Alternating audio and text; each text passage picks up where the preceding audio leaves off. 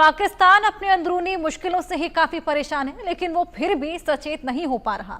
एक तो वो जबरदस्ती बलूचिस्तान पर कब्जा जमाए बैठा है और वहां लगातार जुल्म की हदें पार कर रहा है। जब बीएलए लड़ाके विरोध में आवाज बुलंद करते हैं तो मुख्य परेशानी पर ध्यान के बजाय पाकिस्तान जुल्म और सितम का रास्ता अपनाकर बलोचों की आवाज दबाने का काम करता है। लेकिन इंतजार भले लंबा हो, बलूचिस्तान की आजादी एक ना एक दिन तय है। आइए एक रिपोर्ट दिखाएं।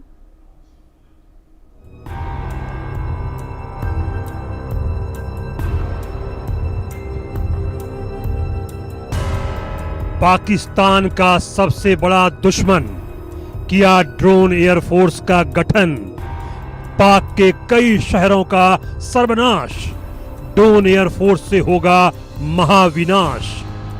एयरफोर्स में विध्वंसक सुसाइड ड्रोन, अब पाकिस्तान को बचाएगा कौन? आतंकिस्तान, पाकिस्तान की मुश्किलें कम नहीं होने वाली हैं, बल्कि ये और बढ़ने वाली हैं।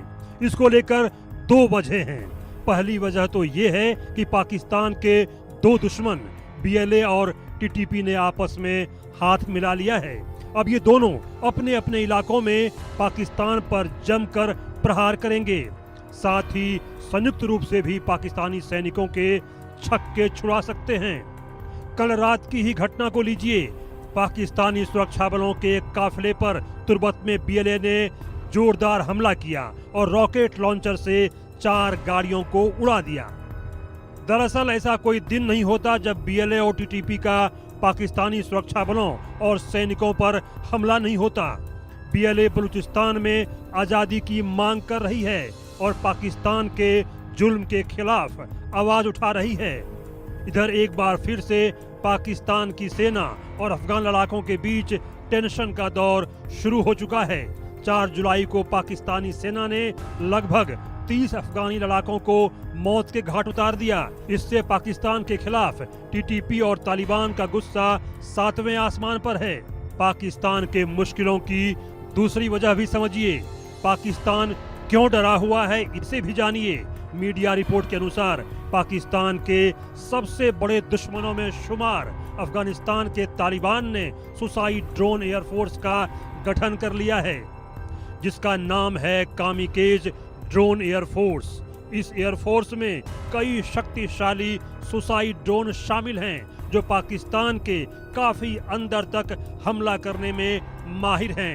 एयरफोर्स में चुनिंदा हेलीकॉप्टर भी मौजूद हैं। ये ड्रोन इतने शक्तिशाली हैं कि पाकिस्तान की राजधानी इस्लामाबाद, रावलपिंडी, क्वेटा और पेशावर पर भी सटीक हमले कर सकते हैं। बड़ी बात यह है कि पाकिस्तान ने इस देश की सीमा पर बहुत ही कम संख्या में एयर डिफेंस सिस्टम तैनात किए हैं। ऐसे में इन हमलावर ड्रोन को पाकिस्तानी हवाई क्षेत्र में घुसने में ज्यादा मेहनत नहीं करनी पड़ेगी। मीडिया रिपोर्ट के अनुसार इस ड्रोन एयरफोर्स की टेस्ट साइट के रूप में पूर्व ब्रिटिश SAS बेस का इस्तेमाल कर रहा है। अफगानिस्तान में 2 दशकों के दौरान ब्रिटिश स्पेशल फोर्स ने लोंगर प्रांत में स्थित एयरबेस का इस्तेमाल किया था। अब यह तालिबान के घातक ड्रोन बेड़े के लिए मुख्य परीक्षण स्थल है। इस ड्रोन को हल्के में लेना कहीं से बुद्धिमानी नहीं हो सकती, क्योंकि तालिबान शासन ने सैकड़ों ड्रोन बनाने के लिए इंटरनेशनल एक्सपर्ट की भर्ती की है। रिपोर्ट में बताया गया है इन हमलावर ड्रोन का निर्माण पूर्व अमेरिकी बेस कैंप फिनिक्स में किया जा रहा है। यह तालिबान के साथ युद्ध के दौरान रसद और अफगान सैनिकों की ट्रेनिंग के लिए मुख्य अमेरिकी बेस था। कहा जा रहा है कि 2021 में अफगानिस्तान से पलायन के बाद इंजीनियरों द्वारा छोड़े गए सैन्य हार्डवेयर के बड़े हिस्से का उपयोग किया गया है।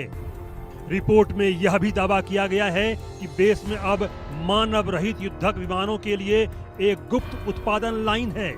खुफिया सूत्रों का कहना है कि काबुल के दक्षिण में लोगार प्रांत में आत्मघाती या कामिकेज युद्धक विमानों की कई परीक्षण उड़ानें सफलतापूर्वक की गई हैं, जो अपने लक्ष्य से टकराने पर फट जाते हैं। इनमें से कुछ का इस्तेमाल हाल ही में पाकिस्तान के सीमावर्ती इलाके में हुए हमले में किया गया था। कहा जाता है कि तालिबान के डेवलपर्स कई ड्रोन मॉडल की नकल कर रहे हैं। जिसमें MQ-9 रीपर, एक अमेरिकी सिस्टम और शाहिद 136 शामिल हैं जो ईरानी है। यानी साफ है कि पाकिस्तान की मुश्किलें अब और ज्यादा बढ़ने वाली हैं। बलूचिस्तान की आज़ादी को वह जितनी देर तक रोकेगा, पाकिस्तान को उतना ही ज्यादा नुकसान होगा। सैनिकों की हौसला अफजाई करना अब पाकिस्तान के बस में नहीं है, क्योंकि BLA-TTP के हमलों से पहले ही वह खौफ में था। अब शक्तिशाली सुसाइड ड्रोन से मुनीर की सेना थर-थर कांपने लगी है। खुद मुनीर को सूझ नहीं रहा है कि वह क्या करे और क्या नहीं करे। Bureau report, India news.